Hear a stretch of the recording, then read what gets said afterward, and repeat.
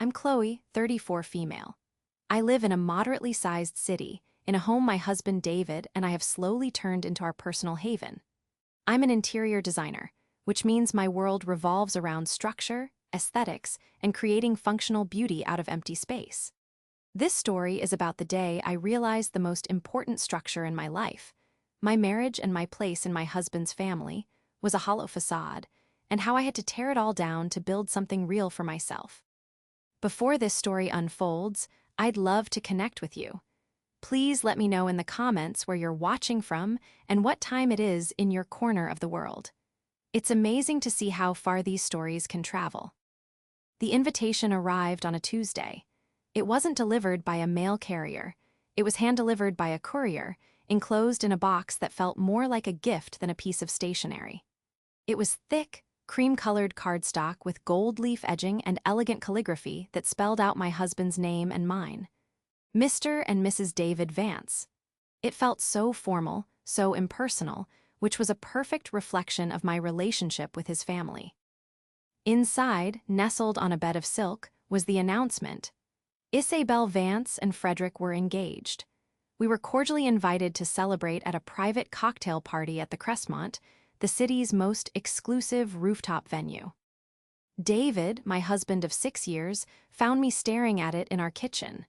He placed his worn leather briefcase on the counter, the familiar soft thud, a comforting sound in our quiet home. "Is that from Isabel?" he asked, already knowing the answer. "It is," I said, sliding the card across our granite countertop. "It's a lot." He picked it up, a faint smile playing on his lips. "That's my sister, subtle as a firework." David was the calm ocean to Isabel's raging storm. He was a university librarian, a man who found solace in the Dewey Decimal System and the hushed quiet of ancient texts. Isabel was a social media influencer whose entire life was a performance of curated perfection, sponsored posts, and aspirational living. They were night and day, bound only by their shared parentage and the Vance family name, a name that carried the weight of old money and unspoken expectations. Their parents, Richard and Megan Vance, were the architects of this pressure. Dr. Richard Vance was a retired surgeon, a man who spoke with clinical precision and judged everything against a standard of excellence few could meet. Megan was a lifelong philanthropist, a woman who chaired galas and sat on boards, her social calendar a testament to her status. They were polite to me always, but it was a fragile, transparent politeness that felt like looking at a museum piece through thick glass. You could see it, but you couldn't touch it. You weren't really a part of it.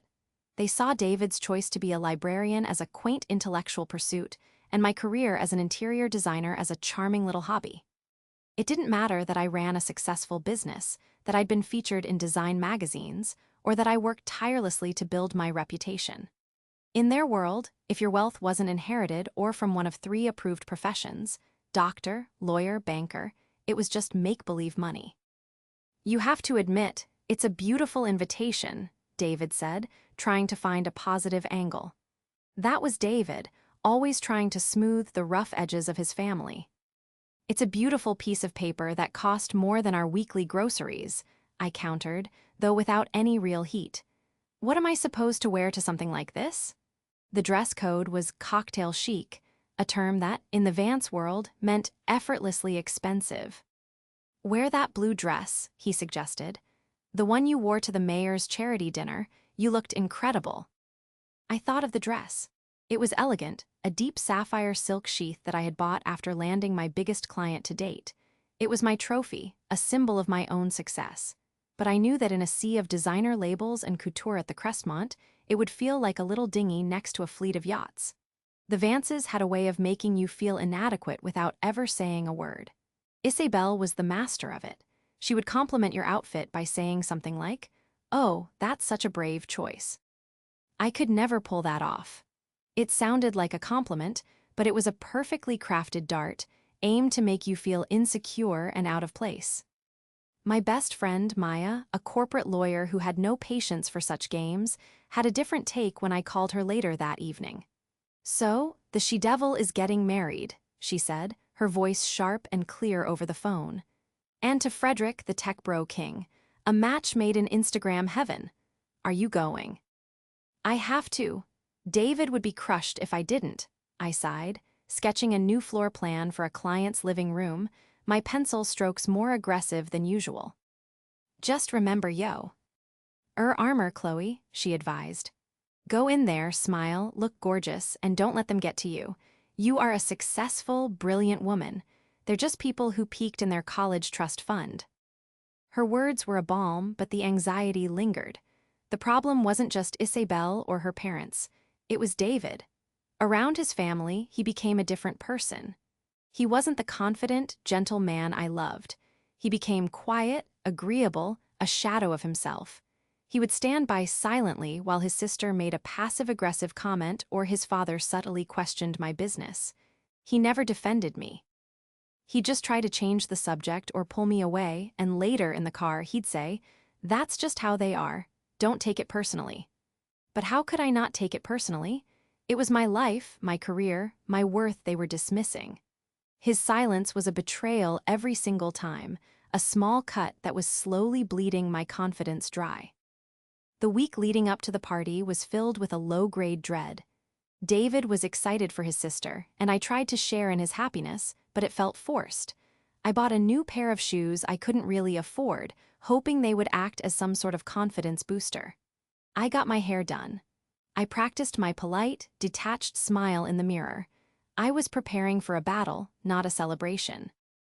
On the night of the party, as I stood in front of the full-length mirror in our bedroom, wearing the sapphire dress, I felt a strange sense of dissociation. The woman looking back at me seemed ready, poised, elegant.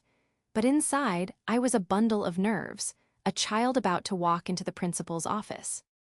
David came up behind me, wrapping his arms around my waist. "You look stunning," he whispered, his chin resting on my shoulder. "Thank you," I said, my voice barely a whisper. "Are you ready?" "Ready as I'll ever be," he said with a weak chuckle. He knew what these events did to us. He knew the strain they put on our relationship. Yet he never once suggested we skip them. He never once stood up to his family and said, "Enough." His loyalty was a rope in a tug-of-war, and I was starting to feel like I was on the losing end. As we drove towards the city skyline, the glittering lights of the Crestmont visible in the distance, I felt a cold knot form in my stomach. The gilded invitation had felt like a summons, and I was walking willingly into the lion's den, holding the hand of a man who I feared would leave me there to be devoured. I smoothed down my silk dress, took a deep breath, and prepared to perform my role as the supportive, smiling wife. I had no idea that tonight, the performance would be my last. The Crestmont was even more opulent than I had imagined. Floor to ceiling, windows offered a panoramic view of the city lights, which twinkled like a carpet of fallen stars. Waiters in crisp white jackets moved silently through the crowd, balancing trays of champagne and elaborate hors d'oeuvres. The air was thick with the scent of expensive perfume and the low hum of self-important chatter. It was a world away from my comfortable, creative life. It was the native habitat of the Vance family. We found Isabel near the center of the room, holding court. She was wearing a dress made of what looked like liquid gold, shimmering under the soft lights. Her fiancé, Frederick, stood beside her, a smug smile plastered on his face. He was exactly as Maya had described him, the archetypal tech entrepreneur, dressed in a designer suit with no tie, exuding an aura of disruptive arrogance. "David, Chloe, you made it," Isabel squealed, pulling her brother into a hug that was more for show than affection. She turned to me, her eyes doing a quick, dismissive scan of my outfit. "Chloe, you look so classic." There it was, the first dart. Classic, not stunning, not beautiful. Classic, the word she used to describe old furniture. "Congratulations, Isabel. The place looks incredible," I said, my practice smile firmly in place. "Oh, it's just a little something Frederick and Daddy put together," she said, waving a dismissive hand, as if organizing an event at the city's most exclusive venue was a casual afternoon activity. David, as usual, was already absorbed into the family unit. He was talking to his father, Richard, who was explaining the merits of a particular stock investment with the same detached air he probably used to discuss a surgical procedure. Megan, David's mother, glided over to me. "Chloe, dear," she said, her smile not quite reaching her eyes. "So good of you to come. Have you tried the caviar blinis? They're simply divine." She didn't wait for an answer, instead turning her attention to a woman dripping in diamonds who had just walked in. I was dismissed. I felt a familiar sense of invisibility descend upon me. In this world, I was merely an accessory to David, the quiet, unassuming wife of the librarian's son. I decided to get a glass of water and find a quiet corner to observe. As I made my way to the bar, I noticed the staff. They were all dressed in simple, elegant black uniforms. They moved with a quiet efficiency, their faces trained to be pleasant but unobtrusive. I felt a strange kinship with them. We were both here to serve a purpose, to facilitate the comfort and enjoyment of the Vances and their guests. I was standing near a large potted fig tree, trying to look like I was enjoying the view, when it happened. I had placed my empty water glass on a passing waiter's tray and was adjusting the strap on my shoe. A woman with a perfectly coiffed helmet of silver hair and a formidable pearl necklace approached me. I recognized her as one of Megan's closest friends, a regular in the society pages. "Excuse me," she said, her voice crisp and commanding.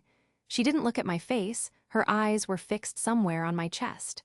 "Could you be a dear and fetch me a glass of the Sauvignon Blanc, and tell the chef to send out more of those prosciutto-wrapped figs? They're running low at our table." I froze, time seemed to slow down. I could feel the blood drain from my face, then rush back with a hot, prickling sensation. She thought I was a waitress, a housekeeper, one of the hired help. My sapphire silk dress, my professional blowout, my carefully applied makeup, none of it registered. She saw me standing alone, not engaged in loud, self-congratulatory conversation, and her brain immediately categorized me as staff. I opened my mouth to correct her, to say, "I'm sorry, you're mistaken, I'm a guest," but the words wouldn't come out. My throat was tight, my tongue felt like lead. And then a worse horror washed over me. I saw my husband, David. He was standing not 10 feet away, talking to Frederick. He saw the interaction. I know he did. Our eyes met for a split second. I saw the flash of panic and discomfort on his face. He knew exactly what was happening. This was his moment. This was the moment he could finally step up. He could walk over, put his arm around me, and say, "Eliner, I think you're mistaken. This is my wife, Chloe." He could have been my hero.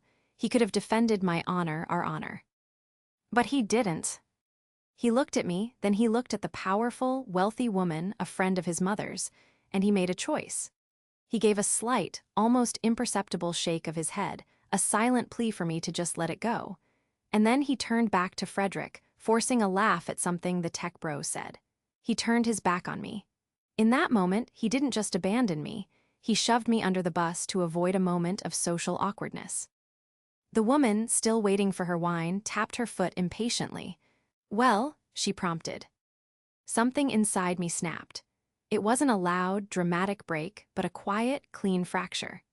The part of me that had been trying so hard to fit in, to earn the approval of these people, to believe that my husband would eventually stand up for me, simply ceased to exist. All the small cuts, all the paper-thin insults, all the silent car rides home, they coalesced into this one, searing moment of humiliation. I looked at the woman, my vision surprisingly clear. I gave her the most serene, polite smile I could muster. "Of course," I said, my voice eerily calm. "Right away."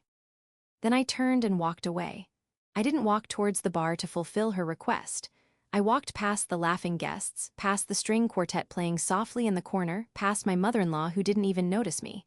I walked past my husband, whose back was still turned to me, a symbol of his ultimate betrayal. I walked straight to the grand entrance, past the doorman who nodded politely, and out into the cool night air. I didn't have my coat or my purse, which were still at the coat check. I didn't care. I walked to the end of the block, my heels clicking on the pavement, a stark, lonely sound. I pulled out my phone and opened my ride-sharing app. As I waited for the car to arrive, I looked back at the Crestmont. It was a glittering jewel box in the sky, full of beautiful people celebrating a life I was no longer a part of. They had toasted with champagne and caviar, and I had been served a glass of pure, undiluted humiliation, and my husband had let me drink it alone. The car pulled up, and I got in without a backward glance, leaving my old life behind in that gilded cage. The ride home was a blur. The city lights smeared past the window, but I didn't see them. All I could see was the look on David's face, that fleeting moment of recognition, followed by the deliberate act of turning away. It played on a loop in my mind, each repetition twisting the knife a little deeper. The driver kept glancing at me in the rearview mirror, probably wondering why a woman in a silk cocktail dress was riding alone without a purse, her face a pale, blank mask. I offered no explanation. There wasn't one I could give. When I got to our house, the silence was deafening. This home, which I so lovingly designed to be a sanctuary of warmth and comfort, suddenly felt cold and alien. Every object, every piece of furniture I had carefully chosen, seemed to mock me. It was all part of a life that was built on a lie, the lie that David and I were a team, that we were partners in the truest sense of the word. I went upstairs and stripped off the sapphire dress, letting it fall into a heap on the floor. It felt contaminated, a costume from a role I would never play again. I put on an old, soft t-shirt and a pair of leggings, clothes that felt like my own skin. Then I went downstairs and waited. I didn't know what I was waiting for exactly. An apology, an explanation, a confrontation. I just knew that something had to be said. The foundation of our marriage had been tested, and it had crumbled into dust. It was nearly 2 hours later when I heard his key in the lock.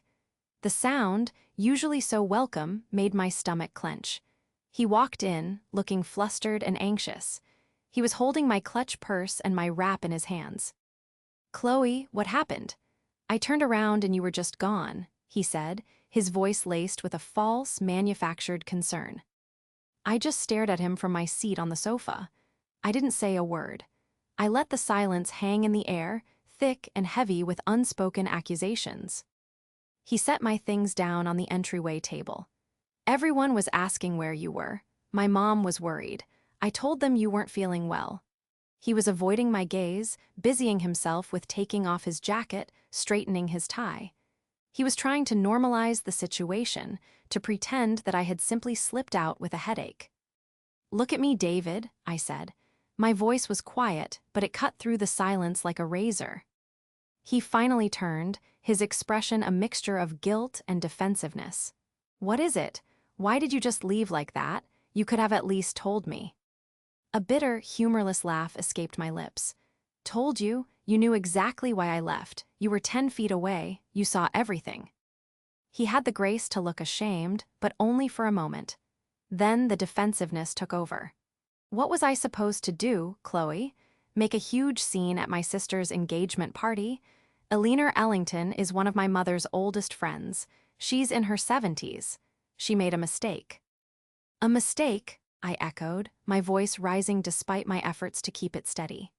"She looked at me, at your wife, and saw a servant. And you, my husband, saw it happen and decided that avoiding a moment of awkwardness was more important than my dignity. You didn't just let her make a mistake, David. You validated it. Your silence was an agreement. You agreed that in that world, I am nothing." "That's not true, you're twisting things," he insisted, starting to pace the room. I was caught off guard. I didn't know what to do. It all happened so fast. "No," I said, standing up to face him. "You knew exactly what to do. The right thing to do would have been to defend me, to stand by me, but you did the easy thing. You protected yourself. You protected your family's precious reputation. You chose them. You always choose them." The accusation hung in the air between us. It was the truth I had been swallowing for years, the truth that had been poisoning me from the inside out. All the times his mother had belittled my business, all the times Isabel had made a snide remark, all the times his father had looked at me with dismissive pity, David had been there, a silent spectator to my slow erosion.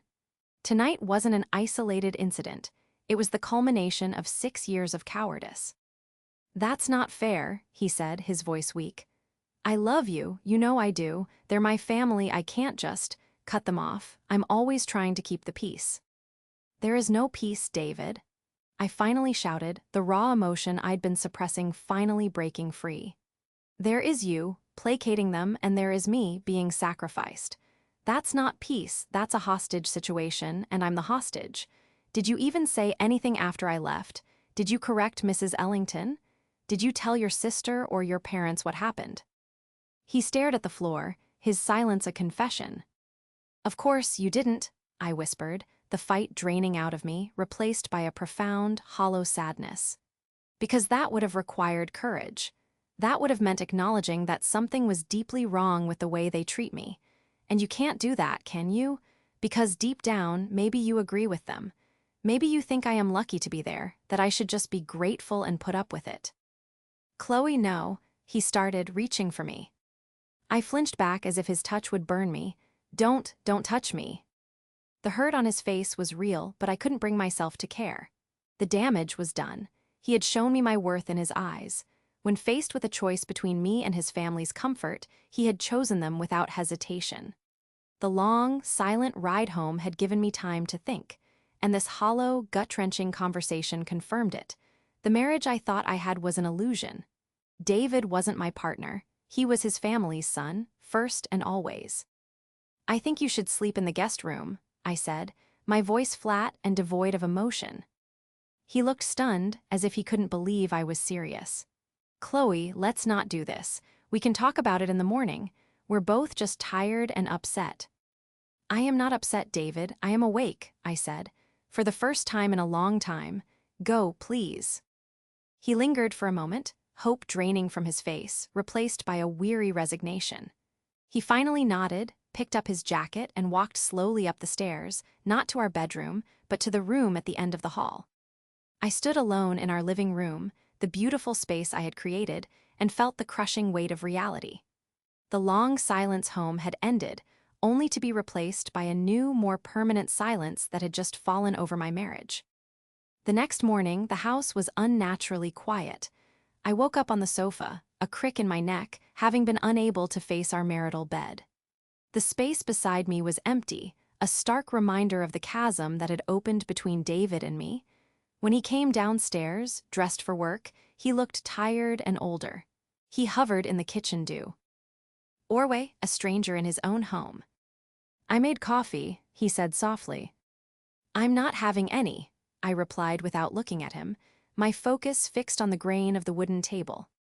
The conversation from the night before had stripped away years of pretense. There were no more excuses to make, no more hurtful comments to rationalize. All that was left was the cold, hard truth. I was in a marriage where I was not respected, not defended, and not prioritized. My husband's loyalty was conditional, and the condition was that I never inconvenience his family. Chloe, please talk to me, he pleaded. We can't just throw away 6 years. Were they 6 years, David? I asked, finally meeting his gaze. Or was it the same year repeated 6 times? Me, trying to earn my place. You, letting your family chip away at me piece by piece. Last night wasn't the beginning of the problem. It was just the end of my ability to pretend there wasn't one.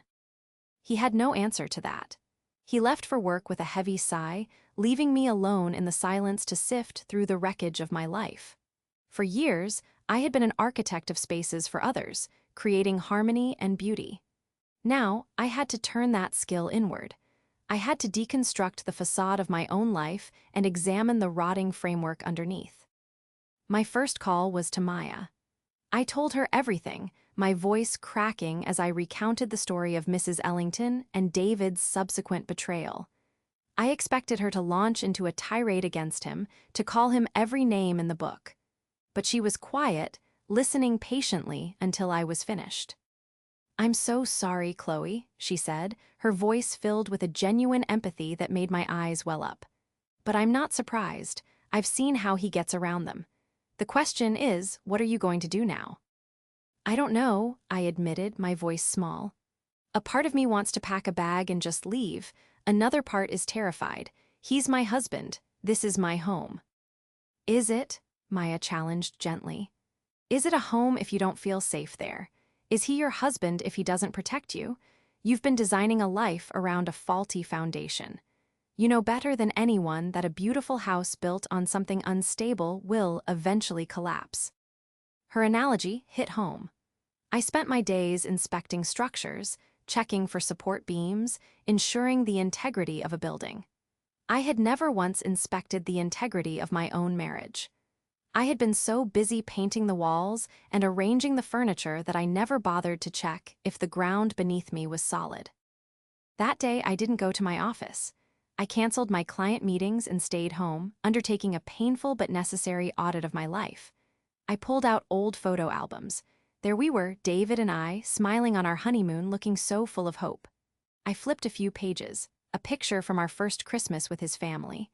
I was holding a gift, a polite smile on my face, while Isabel looked on with a smirk. Megan and Richard were posed stiffly, a visible distance between us. Even then, in the photograph, I looked like an outsider. I thought back to countless other moments. The time Richard had asked me, in front of the whole family, if my little decorating business was profitable, his tone implying it was nothing more than a game. David had said nothing. The time Isabel announced her new luxury car, a gift from her parents, and then turned to me and asked if my sensible sedan was reliable enough for hauling fabric samples around. David had just chuckled and changed the subject. Each memory was a brick in the wall that had been built between us.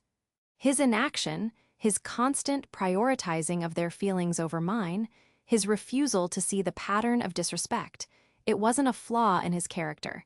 It was his character. He was a man defined by his fear of confrontation with his family. I realized my identity had become inextricably linked with his. I was David's wife. At Vance family functions, I was an extension of him.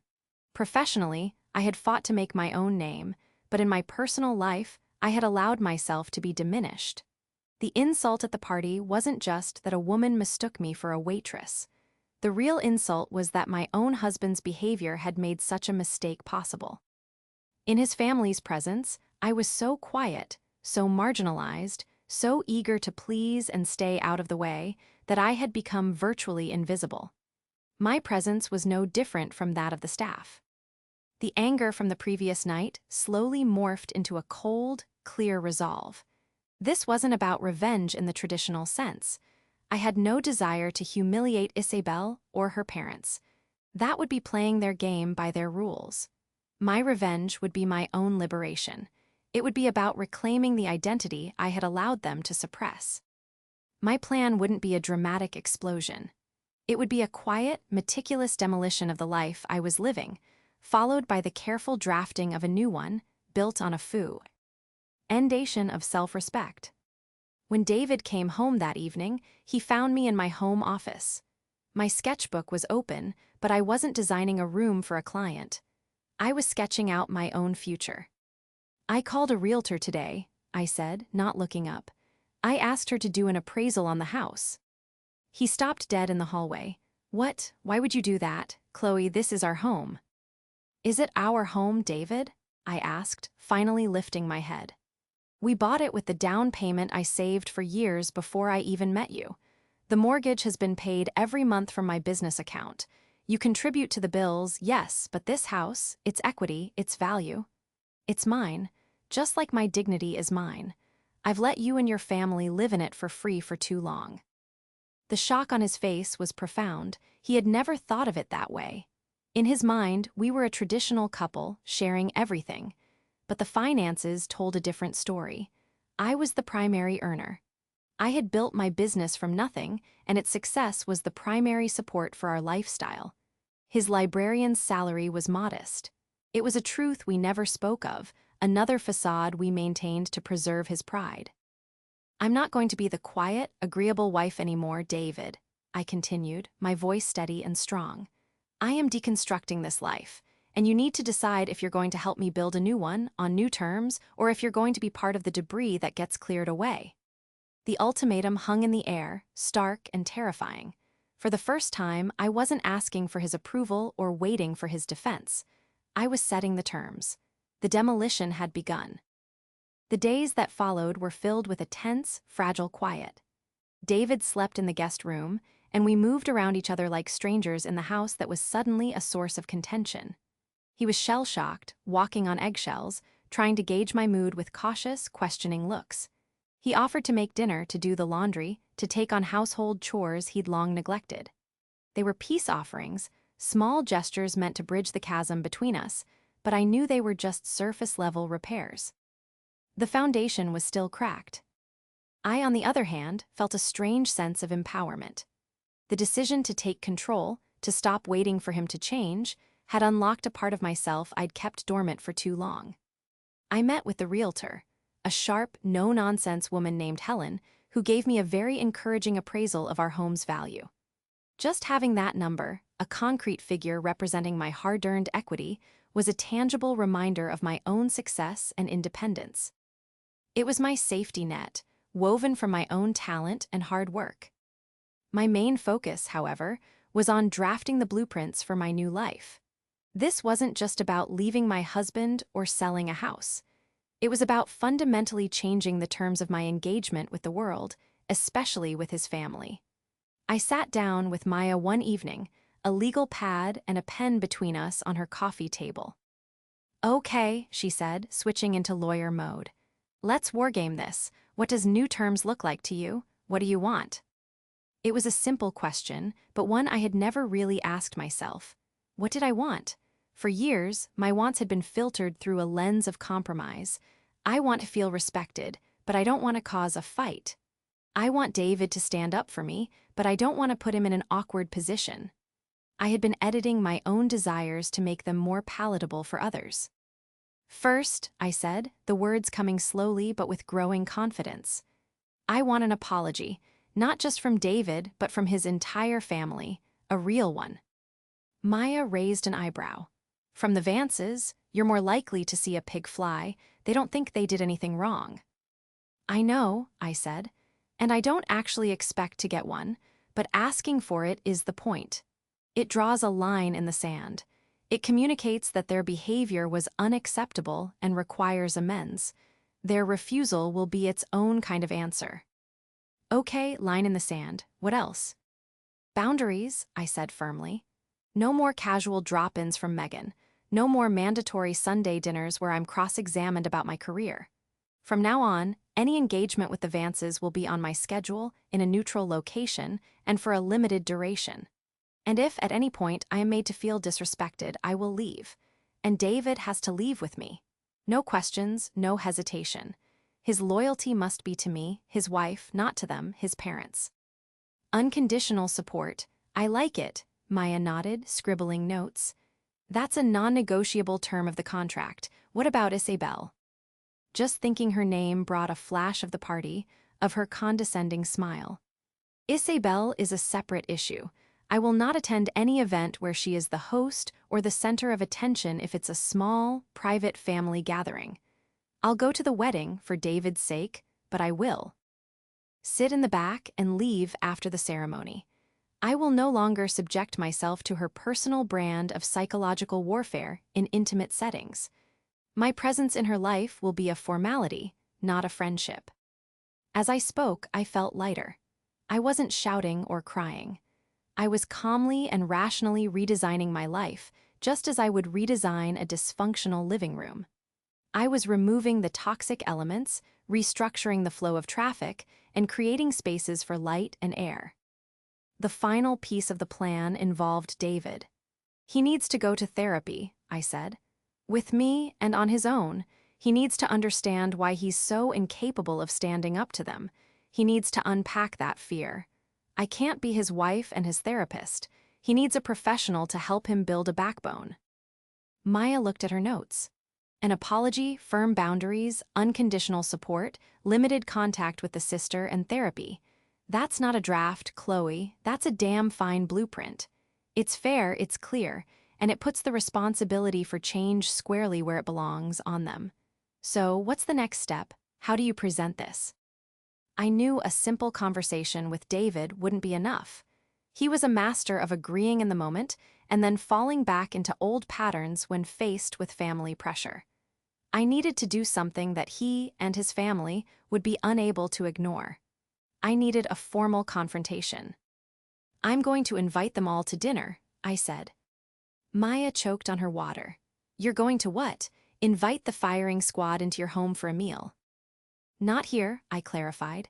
Here is my sanctuary. I'm going to book a private room at a restaurant, a neutral territory. I'll invite Richard and Megan, Isabel and Frederick and David. I'm going to lay out my terms. I will read them from a piece of paper if I have to. I will be calm, professional, and unshakable. They will listen, and then they will have a choice to make. And so will David. The plan was terrifying, but it was also exhilarating. For the first time, I felt like the protagonist in my own life, not a supporting character in someone else's. I wasn't just reacting to their cruelty, I was proactively setting the conditions for my own happiness. David's reaction to the plan was one of pure dread. A dinner, with all of them? Chloe, it will be a disaster. My father will be furious. Isabel will cause a scene. Then let them, I said, my voice even. Their reaction is their choice. My choice is to no longer live like this. This is your choice too, David. You can come to this dinner as my husband and my partner, ready to back my play and build a new future with me. Or you can decide this is too much for you, and I'll go to that dinner alone, and it will be the announcement of our separation. The blueprint is done. You need to decide if you want to help me build it. I saw the internal war raging in his eyes, the lifetime of filial duty battling against the 6 years of love for me. He was pale, his hands trembling slightly. What if they say no? What if they refuse everything?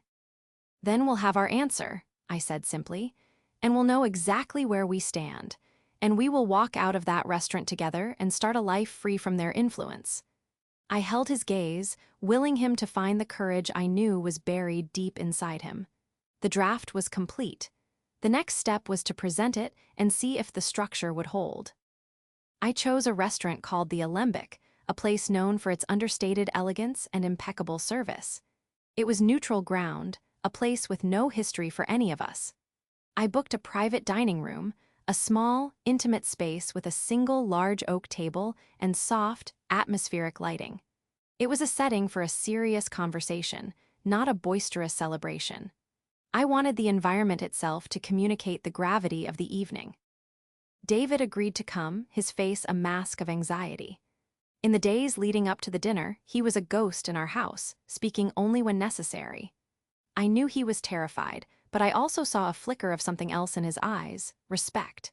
He was seeing a side of me he'd never seen before, a woman with a steel spine, and while it scared him, it also seemed to intrigue him. He was seeing the woman I was before his family had sanded down all my edges. I sent a simple, formal email invitation to the Vances. I would like to host a dinner to discuss a family matter. Please join us at the Alembic this Friday at 7 p.m. The vagueness was intentional. It gave them no ammunition, no time to prepare their usual defenses. Megan replied almost immediately, her curiosity piqued. Of course, dear, how lovely. On the night of the dinner, I dressed carefully. I chose a simple, well-tailored black pantsuit. It was professional, powerful, and starkly different from the soft, feminine dresses I usually wore to their events. It was armor. As David and I drove to the restaurant, we sat in a silence that was different from the one on the way home from the engagement party. That had been a silence of anger and betrayal. This was a silence of anticipation, the deep breath before the plunge. I'm with you, Chloe, he said quietly as we pull into the parking lot. Whatever happens, I'm with you. It was the first time he had said it with such conviction, and it was the first time I truly believed it. We were the first to arrive. I took my seat at the head of the table, a position Richard usually occupied by default. David sat to my right. When his family arrived, their cheerful chatter died the moment they saw the somber setup and my position at the table. Chloe, what is all this? Megan asked, her socialite smile faltering. It feels so formal. Isabel and Frederick exchanged a look, a mixture of confusion and annoyance. Richard's face was unreadable, his surgeon's mask of detached analysis firmly in place. Please have a seat, I said, my voice calm and steady. I've asked you here tonight because what happened at the engagement party was the final symptom of a sickness that has been plaguing this family and my marriage for years. And tonight, We are going to address it." A stunned silence fell over the room. I had their complete, undivided attention. I reached into my bag and pulled out a single folded sheet of paper. My hands were perfectly steady. "For 6 years," I began, my eyes moving from face to face, "I have been subjected to a consistent pattern of disrespect, condescension, and dismissal by all of you. My career has been belittled, my presence has been tolerated rather than welcomed, and my worth has been systematically undermined. I have tried to be polite, to be agreeable, to fit into a mold that you created, but I am done." I looked directly at Richard and Megan. "You have never seen me as David's equal partner. You have seen me as a temporary fixture, an unsuitable addition to your perfect family portrait. You have judged my work, my background, and my character from a position of unearned superiority." I then turned to Isabel. "You have used passive aggression and veiled insults as your weapons of choice. You have treated me as your competition, or worse, as an irrelevance. Your casual cruelty is a reflection of your own insecurity, but I will no longer be its target." Finally, I looked at my husband. And David, my loving husband, has stood by and allowed it all to happen. His fear of your disapproval has consistently outweighed his duty to protect his wife. His silence has been his consent. The air in the room was thick enough to cut with a knife. Isabel looked furious, her face flushed. Megan looked horrified, as if I had just screamed a profanity. Richard's expression had hardened into one of cold, controlled anger. "Now, how dare you?" Richard started, his voice low and menacing. "I'm not finished," I said, holding up a hand. The sheer audacity of the gesture stopped him cold. "This is not a negotiation. This is a statement of fact, followed by my terms for any future relationship. If you wish to have me in your life, and by extension, if you wish to have a healthy relationship with your son, these are the new rules." I then read from my paper, my voice never wavering. I outlined the boundaries regarding visits and mandatory events. I stated the requirement for respect and the immediate consequences for any snide remarks or condescending tones. We would leave. I detailed the limited, formal contact I would have with Isabel. "Furthermore," I said, folding the paper, "David and I will be starting marriage counseling to repair the damage your influence has caused. His primary loyalty is now, and will always be, to our marriage. He will be supporting me in enforcing every one of these boundaries." I leaned back in my chair, my part complete. The ball was in their court. It was Isabel who broke first. "This is insane," she shrieked, standing up so fast her chair scraped loudly against the floor. "You think you can come in here and give us rules? Who do you think you are? You are nothing. David, are you going to let her speak to us this way?" All eyes turned to David. This was the moment of truth. The man who for years had shrunk in their presence, who had always chosen the path of least resistance. He took a deep breath, looked at his sister, and then at his parents. "Yes," he said, his voice clear and strong. "I am because she is right. Every word she said is true. I have failed her as a husband, and you have failed her as family. This is not Chloe's ultimatum. It is our ultimatum. These are our terms. You can either accept them and begin the work of treating my wife with the respect she deserves, or you can watch us walk out that door and build a life without you." The shock in the room was palpable. It was as if the world had tilted on its axis. David, quiet, agreeable David, had finally found his voice. Richard Vance stood up, his face purple with rage. "I will not be spoken to like this in my own family. This is the height of disrespect. If you think for one second that you can dictate terms to us, you are sorely mistaken. This marriage of yours is clearly a mistake. David, you will apologize to your mother and sister." David stood up too, towering over his father for the first time in his life. "No," he said simply, "I will not. My only apology tonight is to my wife, for taking so long to do this." He turned to me and held out his hand. "Chloe, I believe we're done here." I took his hand, a surge of love and pride washing over me. We walked out of the room together, leaving the three of them sitting at the table in stunned, furious silence. We didn't look back. The final family dinner was over. We had served them the truth, and they had refused to eat. Their loss. Walking out of that restaurant, hand in hand with David, felt like stepping out of a dark, stuffy room into the fresh, clean air. It was the first breath of a new life. The Vances did not call that night. They didn't call the next day or the day after that. Their silence was their answer, a resounding, stubborn refusal to change, to apologize, to see beyond their own pride. It was hurtful, of course, but it was also liberating. The ambiguity was gone. We knew exactly where we stood. David was a changed man. The confrontation, as terrifying as it had been for him, had broken a spell. He had finally stood up to his father, defended his wife, and chosen his own life. It was as if a massive weight had been lifted from his shoulders. He began attending therapy on his own, and soon after, we started couples counseling. In those sessions, we unraveled years of unhealthy dynamics, his deeply ingrained fear of his family, and my long-suffering habit of accepting less than I deserved. It was hard, painful work, but we did it together. We were finally a team. Isabel's wedding came and went a few months later. We received an invitation, a cold formality. As I had promised, we attended the ceremony. I wore a lovely but simple dress and sat in a pew near the back.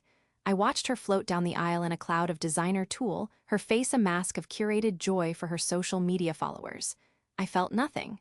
No anger, no jealousy, no sadness, just a profound sense of detachment. She was a character in a story I was no longer reading. As soon as the ceremony was over, David and I slipped out a side door, got in our car, and went out for a quiet, happy dinner, just the two of us. We made the decision to sell our house.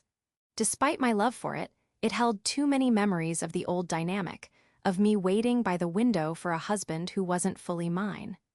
The sale went through quickly, and the profit from my initial investment gave us a significant nest egg. It was the ultimate symbol of my independence, financial and emotional freedom earned through my own efforts. We decided to move to a smaller, quieter town about an hour away from the city. It was a place known for its artistic community and beautiful landscapes. It was a fresh start, a blank canvas. We bought a charming, slightly neglected Victorian house on a tree-lined street, a project we could tackle together. This became my masterpiece. Not as Chloe, the interior designer for hire, but as Chloe, the architect of her own life. I poured all my energy and creativity into designing our new home. David was right there with me, sanding floors, painting walls, and learning about landscaping. We weren't just renovating a house, we were building our sanctuary, a physical manifestation of our new, fortified marriage. My business, which I initially thought might suffer from the move, actually flourished. I rebranded, focusing on creating homes that were not just beautiful, but were true sanctuaries for their owners, spaces that promoted peace, creativity, and well-being. My story, which I began to share discreetly with new clients, resonated with people. They weren't just hiring a designer, they were hiring someone who understood that a home is the foundation of a life. About a year after the move, David came home with a letter. It was from his mother. It was not an apology. It was a stilted, formal note informing us that Richard had experienced some health problems and that she hoped we were well. It was a tentative, pride-swallowing olive branch. David and I discussed it at length. We decided to drive down to see them, not for them, but for us. To see if we could stand in that room, with those people, and remain whole. The visit was strange. Richard was frailer, his anger replaced by a weary bitterness. Megan was polite, the cutting edge of her socialite persona softened by worry. They didn't mention the dinner. They didn't acknowledge the chasm between us. They tried to pretend as if we had all just been very busy for the last year and a half. But we were different. I was no longer the quiet, smiling girl trying to win their approval.